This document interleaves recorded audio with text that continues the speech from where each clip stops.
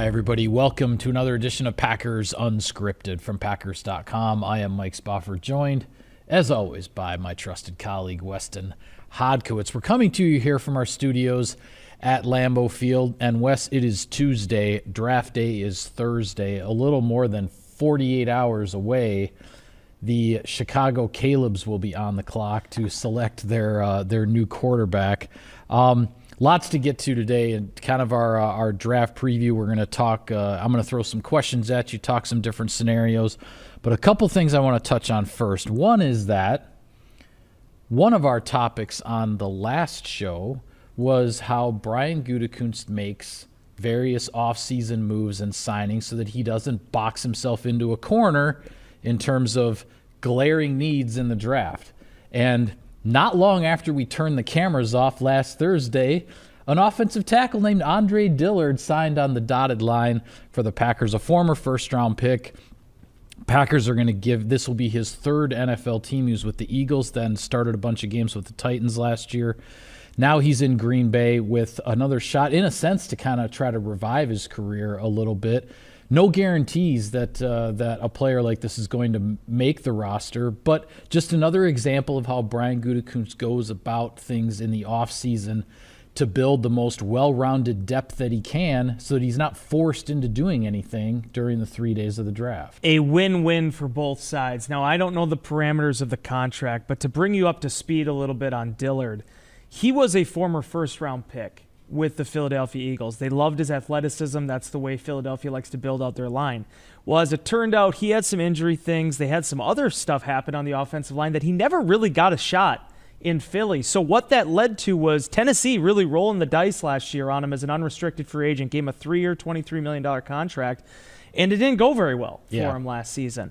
But I think when you look at where he's at in his career, I don't really know if he's ever had the chance yet to be the player that everybody thought he could be coming out of Washington State in 2019. And the reason I say that is you look at the way Green Bay builds offensive linemen. Yes, athleticism definitely matters. Look at what happened a couple years ago with Sean Ryan and Zach Tom. Those guys shot through the roof testing-wise at the NFL Scouting Combine. That's right. Dillard had an incredible run at the Combine in 2019. It's what made him a first-round pick.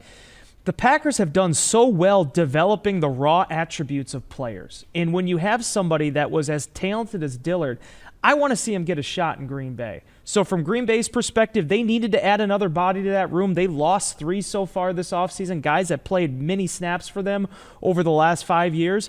So they had to make a response. They had to have an answer.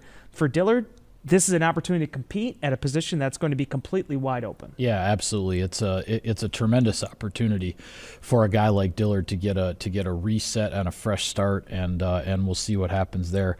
One other thing to ask you about quickly before I start tossing some questions at you. We heard from General Manager Brian Gutekunst on Monday. He spoke with the media, the annual pre-draft news conference.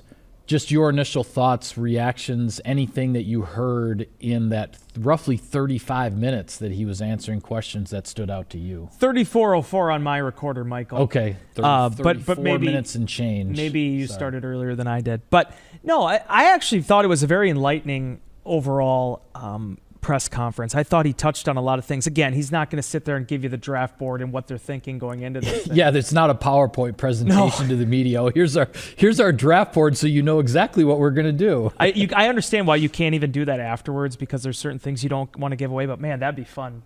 On the week after the draft, be like, okay, so this is what we're doing. By the way, I'll answer this question, but did you see what the Arizona Cardinals did that they put out, the video they put out, I think, last night? No. Fascinating video with their GM, which they filmed him the entire time while he was negotiating the trade at number 3, and then when they were trying to move back up. It was almost like you're talking this is last year's draft. It's like a higher stakes version of what Brian did in 2018, where he moved back and then he had to go back up to get Jair. Yeah. But it was really interesting. I mean, the guy's working the phones. He's talking to multiple teams. If you have a chance, check it out. The Cardinals, I believe, put it out on their Instagram and on their Twitter page. It's a fascinating look into just how hectic that is while the clock is ticking on their pick. But that being said, from Brian being able to discuss with us sort of his insight, you always gain more about what's happened in the past than what's going to happen in this draft. And I thought He did an excellent job at, one, explaining the success that Green Bay's had the last 3 years with these drafts, how a lot of these draft picks they've had is tied into that. They've picked 24 times the last 2 years. They're going to pick 11 more times as it stands right now going into Thursday, Friday, and Saturday. Brian did say he'd be happy to add more picks to that, though, if that's how it would work out. But the other thing I thought was cool was him explaining his rationale in the second round. Because about a week ago, Mike, I brought this to you while I was working on Insider Inbox. The Packers traded back from 45 to 50. And by doing that last year... And it was two trades. Two trades to go back 5 spots in the second round last year. They gained the 5th-round pick that eventually became Dontavian Wicks, and they gained the 6th-round pick that eventually became Carl Brooks. And by doing that, they got Jayden Reed. What was the most illuminating to me, because this reminds you, and it's something you were touching on with Gutekunst too, what the Packers draft board looks like is not what ESPN.com's draft board looks like. Right. He mentioned that, yeah, we took a risk that we might not get Jayden Reed. There's going to be 5 players you're not going to get that you probably had on your board at that point in the race. But they liked Tucker Kraft. They didn't have Tucker Kraft rated that differently from Luke Musgrave. So if Jayden Reed isn't there, they would have been feeling fine with taking Tucker Kraft where they did. Instead, he ends up being there in the 3rd round, and the rest is history. That's the type of stuff that happens every single year. It's very rarely discussed, but especially as you get farther into this draft, there's going to be guys that certain teams have at ranked 100, and there's going to be guys that are at 200 for them. Yeah. It all depends on the way things scout. I just felt like for the 30 minutes that Brian talked, we gained a lot of clarity into what his process is like, and obviously these big decisions that are going to be made in a couple days. Yeah, that's one thing I've learned over the years, and it's hard for me to understand sometimes exactly what a draft board looks like when somebody trades back, say in Brian's first draft when he traded back a whole bunch of spots, but then, of course, his plan all along was to move back up to take Jair Alexander. But I've learned that when somebody just trades back a few spots, whether it's 3 or 5, maybe even 6 or 7 spots, it's because they have a handful of guys rated almost equally on their board, and they would be happy taking any of them. So rather than just, roll the dice and pick one guy because a certain number gets rolled, they're like, hey, if we can pick up a pick later in the draft, move back, and we know that one of these guys that we have rated equally is still going to be there, boom, there it is. Now, the follow-up question that, of course, Brian's not going to answer to your scenario last year is, okay, so you had Jayden Reed, you had Tucker Kraft. Was there anybody else that was sort of on that same line that you would have been comfortable taking after you traded back a couple times? But that's kind of how this thing works. And you're exactly right. As much as whether you're watching NFL Network or watching ESPN, and you've got Mel Kiper's best available, and you've got whoever does it now, Daniel Jeremiah, I guess, is one of the main guys on NFL Network. Daniel Jeremiah's best available. That's not what. There are 32 teams in this league, and there are 32 different draft boards. They've all done their own evaluations. They have their own opinions. They have their own roster needs, and teams work need into the equation of their evaluation at different levels. Some weight that even more. Some don't weight it as much. So everybody's board is an individual thing, and that's what's so fascinating about how this unfolds. So that leads me to my first question I want to ask you, since we're talking about trades and kind of how that works. Gutekunst is going into this draft with 11 picks. How many picks ultimately over the course of the 3 days do you think he's going to make? How many picks the Packers will make? They will make a dozen picks. They will have 12 picks when it's all said and done. I don't see Green Bay moving down from 11. Now, that doesn't say they couldn't trade up at some point, but I feel like the 11 is going to be locked in, and it's going to be about how much do they add on the back end of it, because here's the main reason for that. The 5 in the top 5, I think it was you that pointed it out, but somebody mentioned it, I think, with the press conference. With those picks and the value of those picks, you can use them to move up, maybe even in the first round. Certainly. But by doing that, then you're foregoing a pick that Brian Gutekunst himself said is very difficult to obtain. Yeah. Teams don't want to give up top 100 picks. They just don't. It's too good of a lottery ticket. You don't know what kind of player you're going to get out of that. And as I've talked about ad nauseum now in Inbox, it's those picks in the 2nd, 3rd, 4th, and sometimes 5th round that end up building championship teams. because you're only going to get that one first rounder. You're going to get a couple extra swings after that. Can you make them count? I think the Packers take 12 players. I feel like one thing that has definitely changed in the Gutekunst era from the Ted Thompson era is Ted, for a time there, was just kind of giving away those seventh rounders. Not giving away, but he was just throwing them into trades. I remember he did a couple with the New England Patriots. It's just like, okay, take a seventh rounder. Everybody gets a seventh rounder. And I think part of that was he wanted to get started on undrafted free agency. He wanted to get the college thing figured out. But Brian has taken an opposite approach. He likes taking those seventh round picks. He likes building those up. Last year they took, 3 or 4?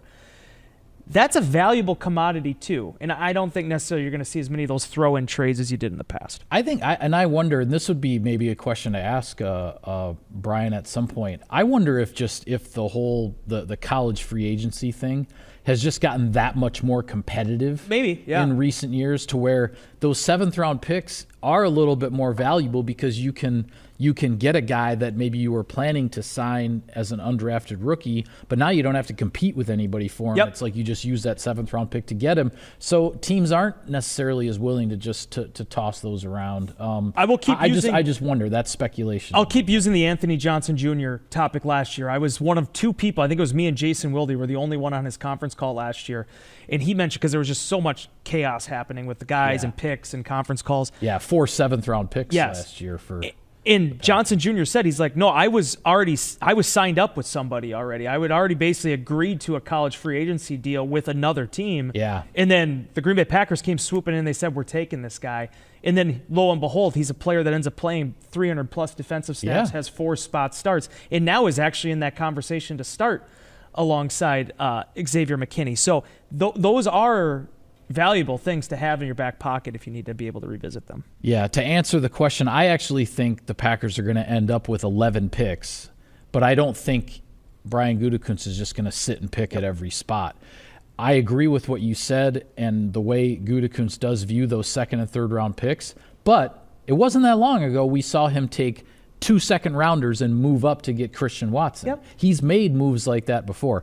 I think he's going to end up with 11 picks, but it's going to be a mix and match of a trade up here, a trade down there, and he's ultimately going to end up with a draft class of 11, but he's not just going to sit and pick at all 11 spots. Most fascinating thing about last year's draft, Mike, they traded back twice in the second round. You and I, we were scrambling. They did not trade again the rest of that draft. Yeah, you kind of that's forget. right. Once they got to the third round, they just picked where they were the rest of the way. Then they picked where they were sitting, yeah. Next question for you, Weston. In the first round, the Packers currently own the number 25 overall pick. Trade up, trade down, or sit and pick at 25? What do you think Mr. Gutekunst is going to do? See, here's what's funny, because I just got done talking about, I don't know how much they're going to trade. I don't know where they're. I think the one thing I've seen with Brian is if there is a guy that he likes in the first round, he's going to go get that player. Yep.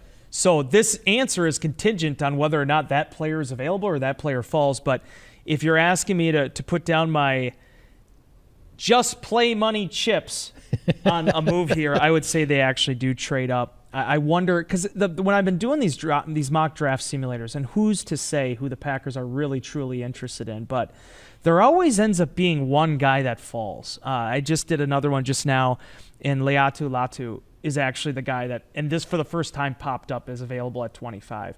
I feel like that's, whether it's one of these offensive linemen, whether it is a Cooper DeJean, whether it is one of these cornerbacks, or whether it is maybe like one of the top edge rushers or a Byron Murphy II, if somebody like that is coming into your orbit, is that where you go and make a play? I don't think they move up 12 spots to get a player. It's going to take way too much equity. Yeah. But I could see you trying to leapfrog somebody if there's a player available that they covet. Yeah, for me, I'll just start by saying I have no idea what Brian is going to do. That's a lie. But I could see any one of the 3 possibilities happening. You know, I think any of them are on the table. I think it's going to depend on what the board looks like, how it unfolds. I would say after the first 15 to 16 picks, then what does it look like? Because I agree with you. If he trades up, I don't think it's going to be a massive jump like, of 15 or 16 spots or something like that. But I could see a jump of, 7 or 8 spots, for example, something like that. I could also see him trading back. I could see him sitting and picking. This is what I've decided. For those who want my opinion, this is how I see it. If Brian Gutekunst is trading up, I think he's trading up for either a corner or a defensive lineman. You're talking about DeJean, Quinyon Mitchell from Toledo, or defensive linemen like Byron Murphy or like Johnny Newton from Illinois, something like that. If he's trading back, I think it's because he's got his eye on one of those off-the-ball linebackers like an Edgerrin Cooper, maybe a Peyton Wilson. But he doesn't think he needs to use the 25th pick to get that guy, but he can't wait until 41 to get him. He feels like if he wants that guy, he's going to have to get him somewhere in between there, but he'll trade back and get some more draft assets for later on. If he's going to sit and pick, he's going to take an offensive lineman because I think there are going to be choices at offensive line at pick 25 because the top of this draft appears to be so deep at offensive line, at least compared to some other years. Did you read what I wrote in Inbox about Graham Barton and Amarius Mims? Yeah. What did you think?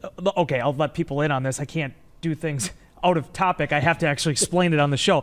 Basically, the point I made, because somebody said, well, if you have an elite tackle or an elite prospect at interior lineman, how do you view them?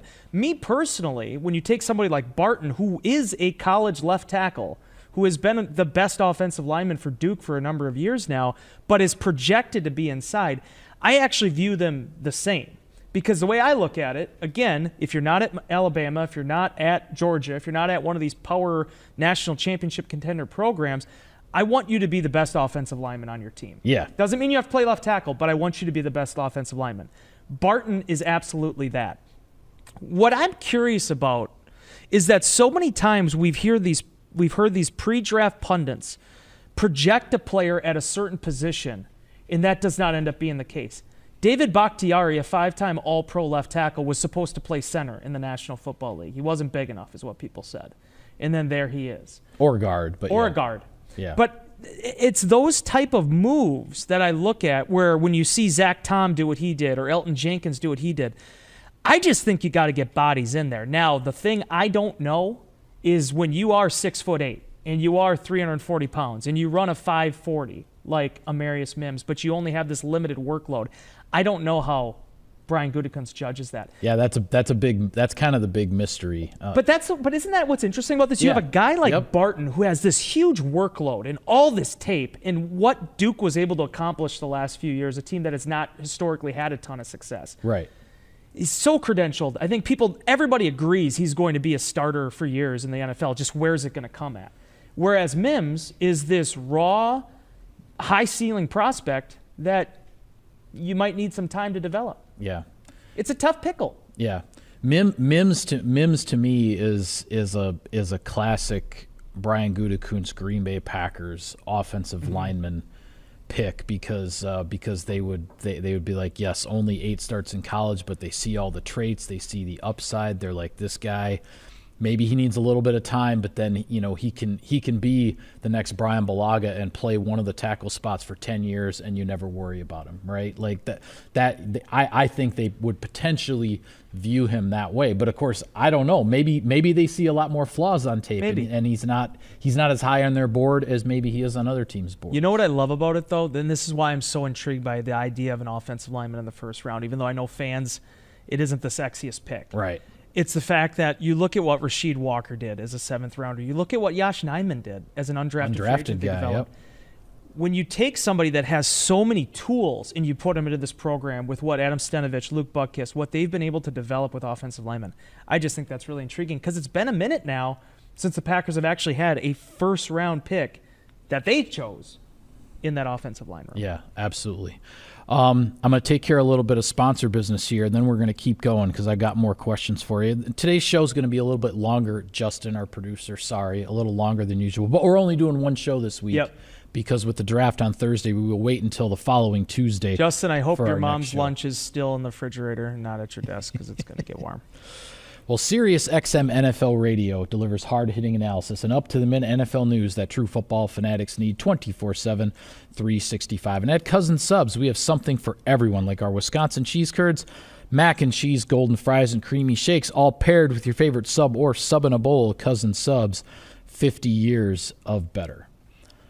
All right, not so much talking about the first round now, but as far as perhaps later in the draft, a couple questions to throw at you. The first one is, Brian Gutekunst has shown no hesitation whatsoever in stocking a position, doubling up, maybe even tripling up at a position when the depth on the roster calls for that.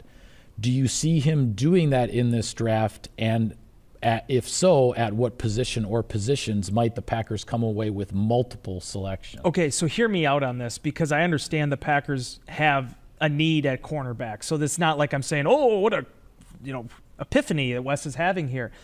But I thought last year showed that you can never get comfortable at a position. Absolutely. Jair Alexander, Eric Stokes, Keyshawn Nixon, Rasul Douglas. How many times did we say last year, Mike? And I know that Stokes was coming back, but how many times did we talk about, man, where are they going to put all these guys? Yeah. They never once had to deal with that during the season. Maybe for a week, just because of how injuries affected that position. And then as soon as it looks like Stokes is going to be back, Ja is back, and then Stokes is out, and then Rasul is traded, and then this domino effect that never stopped. Right. Last year, taking Carrington Valentine in the 7th round when they didn't necessarily need a cornerback, when Brian always talks about, we're not just going to take players just because there's a need there. We want to have competition. I thought Valentine was the best example of a guy that, even though it was a stacked position, came in and earned his reps with the number ones in training camp. Absolutely. So I could see them easily taking a cornerback high and then going back at it, whether it be in the 4th round, the 5th round, day 3 at some point. I just think there's enough value there, especially with the interior, with a slot position as either the nickel or the dime. I just think you have to have options there. Safety, I'm sure they're going to take one. I love this draft class for a 2nd round Nick Collins type safety. If it's there, I don't know if there's necessarily a 1st round pick there, but I think there's definitely a 2nd round one. Sure. I just feel like that's what has to happen. I could absolutely see them taking another receiver, but the only thing about that is I look at receiver a lot like cornerbacks. I'm not saying you need to get it to where Mike McCarthy had it, where it's, okay, it's Jordy Nelson, Randall Cobb, and Devontae Adams, and nobody else gets on the field. But I want to see more Dontavian Wicks next year. I want to see him on the field. I want to see Jaden Reed. I hope that Christian Watson's healthy and Romeo Doubs out there. You have a Bo Melton. You have so many guys to incorporate already that I feel like when you talk about competition and having competition, the Packers have competition there. Yeah. With how they've invested in that position the last 2 years, Yep. The competition is there. Next year, if things are going well for Romeo or things are going well for Watson and those guys are potentially coming up on contracts and you want to deepen it out again, I felt like that was one area where the Packers kind of came up short during Devontae Adams' progress into an all-pro, is they weren't drafting receivers at that time consistently. Yeah. Then you can dip in. But for me, I look at being able to give Jeff Hafley, a secondary coach, giving him more options on the back end. I see potentially various spots where Gutekunst could be doubling up in this draft. I definitely think in the secondary, and when you're talking about a guy like DeJean who could play corner, could play safety, but I could see multiple corners. I could see multiple safeties being drafted. The spots that actually jump out to me as possible double ups, though, I think Gutekunst is going to take multiple off-ball linebackers. Because there is a little bit of a shortage there with how Jeff Hafley's going to play this defense, and then I think offensive linemen. Not saying specific positions, but I think he's going to come away with multiple offensive linemen in this draft because, what was it? You had the stat. Excuse me, my voice is giving out on me. I can say it. I can say the stat right now if you want to clear your voice. Yeah. Since 1936, the first time that everybody congregated down at, what was it, the Pfister down in Milwaukee, the first draft they ever had, back-to-back drafts, the Packers have never had 2 in a row without taking an offensive lineman. You're right. And I think that's an important thing to remember because last year they had all those draft picks, 13 picks. They did not actually take an offensive lineman. Yeah, it was pretty amazing, actually. And it made sense. Everybody came back. Literally everybody was back. They had like 15 guys with like NFL experience. But that's not the case now. You have to be able to deepen that reservoir. Yeah. Another one for you. Brian Gutekunst mentioned at the scouting combine in Indianapolis, and I believe he reinforced it at the owners' meetings in Orlando. He's talked about trying to get back into the game of drafting quarterbacks. Yeah. Do you think he does that? And when do you think perhaps he turns in that card for a quarterback? 6th round. Okay. I brought up the Matt Hasselbeck thing again in inbox on Tuesday because somebody was asking, Sean Clifford looked great last year, but what's the ideal course for him without Jordan Love getting hurt? And I said it's making the most out of every single opportunity you get, as small as it may be. And it might be a 37-yard pass in a meaningless game to Bo Melton. But it is showing that you have that command and being able to develop. I love what Brian said about getting back in the development of quarterback, that game. Because, Mike, one of the things I said over and over and over again, and I could see you getting blue in the face, you were tired of hearing it because it just got so redundant. But the draft pick of Jordan Love was an investment in 2020. Yep. Everybody looks at this as, okay, you spent the pick. They didn't need a quarterback. No, but they did. And even if Aaron Rodgers would have played till 50, that was an investment that you could that was a savings bond that you could eventually cash back in because of how important the quarterback position is in the National Football League. Yep. That's what I want to see them get back to, especially in these drafts where you have double-digit picks. Everything is going to be a crapshoot. Yes, you might find a Carl Bradford or a Rasheed Walker or a Carrington Valentine, but sometimes you don't. And if you think there's a quarterback there with some intangible, some attribute that you really want to take a deeper look at, absolutely bring them in. Because as we learned a couple weeks ago at the NFL owners meetings, the emergency quarterback is back, baby. Doesn't matter if they're on the 53-man roster or not. You have that option now to bring him up as like this 49th man. Of course, your other two quarterbacks can no longer play in the game. There's more value there with the third quarterback than there was last season. So I feel like it's something that I would definitely move forward with if you have that opportunity. Yeah, I think he takes a quarterback as well. I would say anywhere from the 5th round or later. I don't see it happening in the 4th round or sooner. Because then you're locking yourself into a roster spot. Yeah, but I think 5th round or later, I could definitely see another quarterback. I would love to know. Heck, if he can find another Sean Clifford in the 5th round, man, you don't hesitate there. You take that guy. Absolutely, because Sean earned that roster spot last year. It wasn't that he just was a 5th round pick and he's locked in. No, he played better than everybody in that area. But the thing I really like that I think could be really valuable for them is if you are taking it in that later day 3 section, now you have a guy that can earn that spot. I would love to see the last time a 4th round pick at quarterback ended up getting cut in that training camp. No, you're kind of locked into them being on the roster. There's too much investment there at too big of a position. Yeah. So I'd be very interested to see how that plays out. All right. A couple more questions for you. Back into sort of some first round discussion here. And this is not necessarily pertaining to the Packers, but I want to get your thoughts on a couple things. Where does the first trade happen in this draft? 4.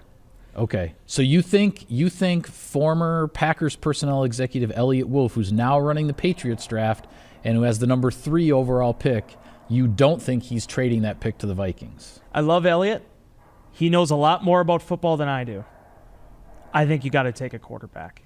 I'm not saying you have to, but I'm saying you have to. The Patriots have been through a lot the last 3 years. Yeah, they have. And to have a guy in Mac Jones that was a runner-up for Offensive Rookie of the Year, it gets you to the playoffs, and have that castle crumble the way it did, I think you need somebody that's going to be able to give you a boost.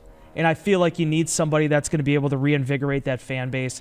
It starts with the quarterback. Now, if Robert Kraft and that establishment has told him, hey, Elliott, you got 5 years to work with here. If you don't like any of these quarterbacks, we'll try it again next year. But the fact of the matter is, Mike, I think 5 of these quarterbacks are going to go in the top 15. I think 4 of them are going to go in the top 10.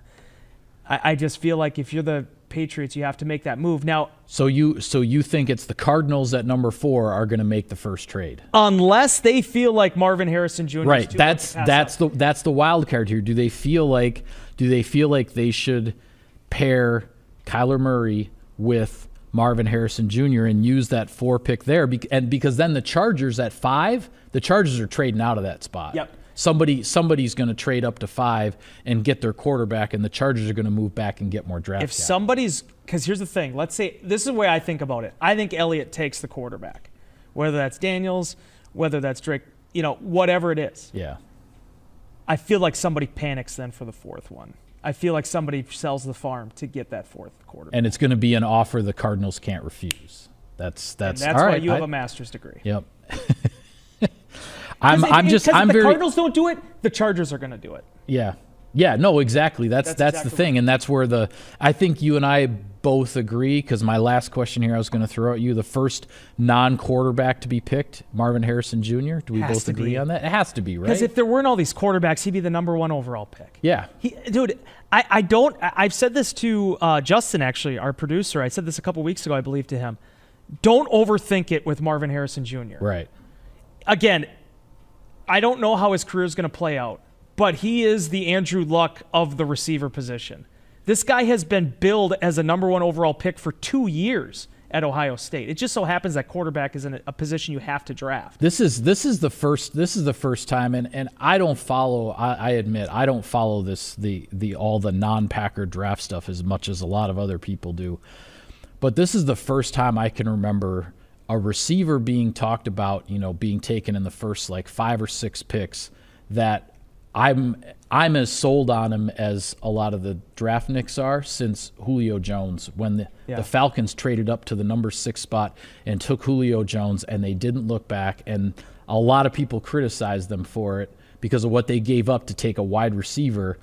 But man, did that one work out for them. And to me, Marvin Harrison Jr. feels like the next Julio Jones in that draft scenario. Obviously, they're different types of players. And you were the one that pointed out all the misses there have been with receivers over the last 15, 20 years. It's an ugly list. But bro. Michael, the guys that are the legitimate prospects, the guys that everybody is hitching their wagons to, you don't get those guys in the 3rd or 4th round. You don't find Megatron that late. You don't find Julio Jones that late. If Marvin Harrison is the next one of that kind, right. You have to take it. You have to take it. And maybe the Cardinals will. But I'm just saying, it's one of those things where I feel like once those first 3 quarterbacks are on the board, it's like your fantasy draft. Yeah. People are going to be like, oh, crap, I got to get somebody. I got to get my running back before I don't have one. Yeah. Well, if it does play out that way, it's going to be fascinating to see if the Patriots, if Elliott Wolf sits at 3 and picks and takes the 3rd quarterback off the board, then what would the Cardinals potentially have to get in order to give up the opportunity to take Marvin Harrison Jr.? That I think becomes the fascinating question here. All right, we've gone overtime today, but there is one other thing we need to touch on, because you and I have talked about this. The construction at Lambeau Field. As much as there are these off-season mileposts like the combine and the owners' meetings and everything, it always feels to me like the draft is when you really turn the page to the next season. So that is here. The next season, 2024, truly is upon us in the NFL. And you and I are both a little sad because we're going to be here in Green Bay at 1265 Lombardi without one of our favorite people in this building that we've gotten to know over the years, because longtime equipment manager Red Batty has announced his retirement. He stopped in and visited us in our makeshift office down here in the bowels of Lambeau Field last week to sort of say a final goodbye. It won't be a final goodbye. We're going to see Red and all that. But Red Batty isn't going to be here on a daily basis anymore, and that, I think, makes us all sad. But congratulations to Red. I tip my hat to that man. He is as interesting, as genuine, as enjoyable a human being as I've ever been around, and we're sad to see him go. Nobody that has worked in this building, I would say, since the renovation, earlier than that, personifies the ideals of the Green Bay Packers more than Gordon Red Batty. And I'll tell you this, Michael. It just so happens that on Thursday it's my 8-year anniversary with the Green Bay Packers. You've had to deal with me for that long. I think every single one of those gray hairs up there has been a byproduct of you editing my content. But nobody made me feel more welcomed in this building in 2016 than Red. T-Bone Tom Bakken is just a little hair behind him, but that equipment staff, they are salt of the earth people. Yep. There's a reason why I've said over and over again that equipment story, the travel essay story that I did last year, was one of the most rewarding experiences I've ever had as a writer, because I was documenting people that I legitimately consider friends. And the hard work that they put in to keep this thing going, there's so much that happens behind the scenes, happens on a sideline that you do not see as Packer fans. Red is the guy that made a lot of that stuff happen. And he mentioned to us 65 and 50. That's what he was looking at, 65 years, 50 years in equipment. And then he decided to hang it up. So he's going to have a well-deserved and well-earned retirement, but there are so many stories, so many memories that he leaves me with, and I only had the 8 years working with him as a coworker. I can only imagine what other people's stories are like. But to Red, I say thank you, and I appreciate everything he did to make me feel like I was a legitimate part of this thing. Yeah, I enjoyed I've been here for 18 seasons now, going into my 19th, and I enjoyed every single one of them with Red.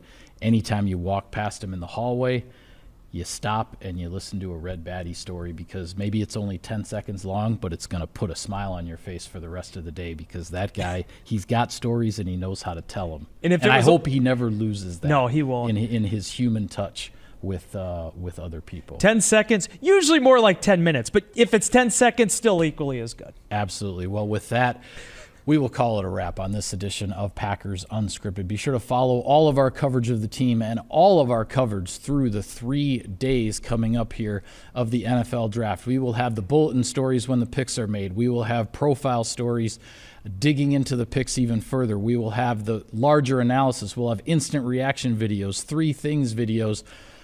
There will be photo galleries, highlight videos of the players the Packers select. Everything is going to be out there for you on Packers.com. Be sure not to miss it. For Wes, I am Mike. Thank you for tuning in, everybody. We will see you next time.